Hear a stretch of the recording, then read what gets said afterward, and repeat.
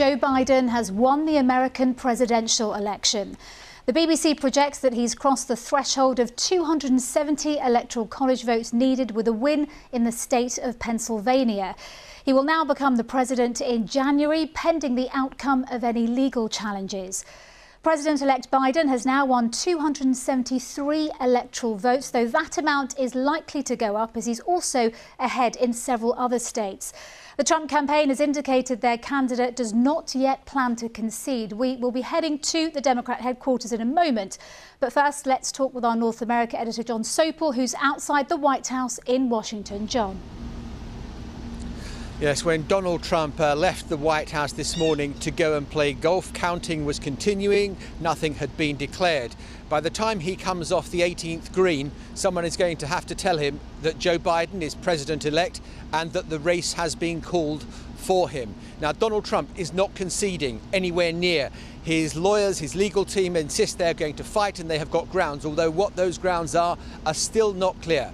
Nevertheless, Joe Biden, at the age of 77 and exactly 48 years after he first became a senator, is now going to become America's 46th president. And it should also be added that Kamala Harris will become the first woman vice president, first woman of color in such a lofty position in America. Outside on the streets in Washington, the soundtrack is of honking car horns. The tension has been relieved after 5 days of waiting.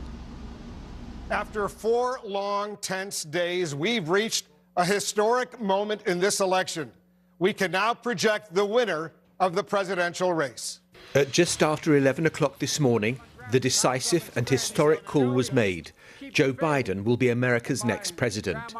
It came after the latest batch of votes from Pennsylvania, which meant he'd opened up a 30,000-plus vote lead over his rival Donald Trump. The Fox News decision desk can now project that former Vice President Joe Biden will win Pennsylvania and Nevada, putting him over the 270 electoral votes he needs to become the 46th president of the United States. In cities across America that tend to be more liberal, the party is starting to celebrate Joe Biden's victory. People honking their horns, hugging in the streets. This morning, Donald Trump went off to play golf, something he'll soon have a lot more time to do. Although the reality of his situation was made clear to him as the motorcade swept into his golf club. The president throughout has been tweeting furiously, going full caps lock. One read, "I won this election by a lot." Last night, Joe Biden gave another holding statement, increasingly confident, assured that the tide of history is flowing in his direction. We don't have a final declaration of victory yet, but the numbers tell us it's clear, tell us a clear and convincing story. We're going to win this race. Biden, at 77 years old, will become America's oldest president. In temperament and outlook, he is the opposite of Donald Trump. But he'll inherit a bitterly divided country. The president is determined to fight. His lawyers are fanning out across the country. But what's the case? There are allegations aplenty, but substance is thin. It may be that Donald Trump's tenure is ending, and the word that he hates the most will attach to him: loser, as he moves towards the exit. John Sopel, BBC News, Washington. Well, for the president-elect, now 77, it's not only been a long few days waiting for this result, it's been decades trying to fulfill a lifetime ambition. Mr. Biden announced his first campaign for the White House back in 1987. Our North America correspondent Nick Bryant joins me now from the Democrats' headquarters in Delaware. Nick. Tina, it has been such a long political journey. It began in the early 70s when he won election to the US Senate. It took him to the West Wing, where he was the vice president of Barack Obama. But now he will sit behind the desk in the Oval Office. The White House will become his home. He loves quoting the words of the Irish poet Seamus Heaney about when hope and history rhyme. Today, that's happened for him. Got one of the most electrifying smiles in US politics, and how he must be rejoicing now. At the age of 77, Joe Biden has fulfilled his personal American dream. He's about to become the occupant of the White House. This former vice president was the candidate who offered soft jazz after the heavy metal of the Trump years. Hi, Morgan. How are you? It's great to see you. Easy listening moderation, a presidency Americans could have on in the background.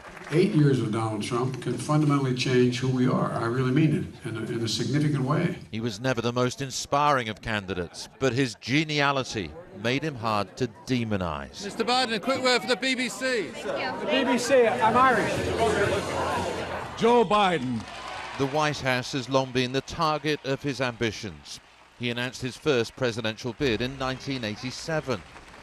And he tried again in 2008, but ended up getting the second slot as the vice president to Barack Obama.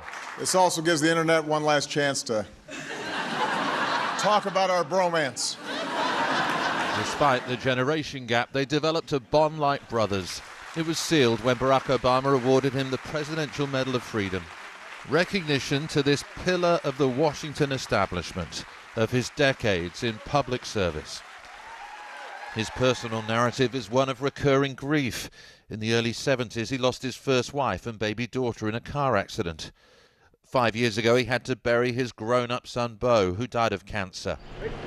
It's a life story that found an echo in these sorrowful times. I'd like to be able to say we're going to be back to normal next Friday. The coronavirus meant he spent much of the year sequestered in his Delaware home. He almost became the invisible candidate. At a time when the method of campaigning became a campaign issue in itself, he kept his social distance and cast himself as the anti-Trump, almost portraying this election as a battle of good versus evil. If you entrust me with the presidency, I will draw on the best of us, not the worst. I'll be an ally of the light, not the darkness. From when the results first started coming in on election night, it's been a sometimes fretful wait for the supporters of Joe Biden. But now they'll be able to celebrate. This finally is his moment. 2020 is his year. Nick Bryant, BBC News, Delaware. This US election has seen the highest turnout since 1900. So far, Mr. Biden has won more than 73 million votes, the most ever for a US presidential candidate. Mr. Trump has drawn almost 70 million, the second highest tally in history. Our North America editor John Sopel joins us again. John, what happens next? What happens next is we wait to see what Donald Trump does.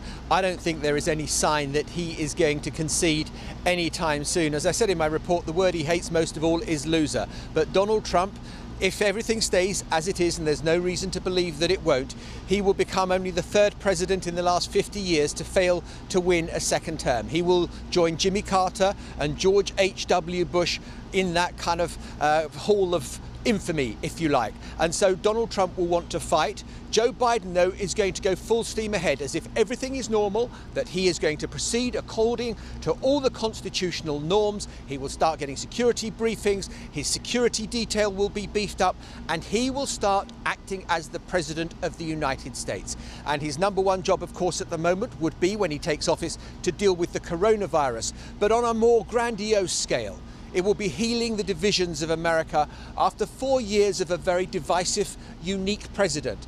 And that will take some time. There will be challenges aplenty for Joe Biden, but at the moment, he is going to enjoy this moment of celebration. John, thank you. John Sopel in Washington.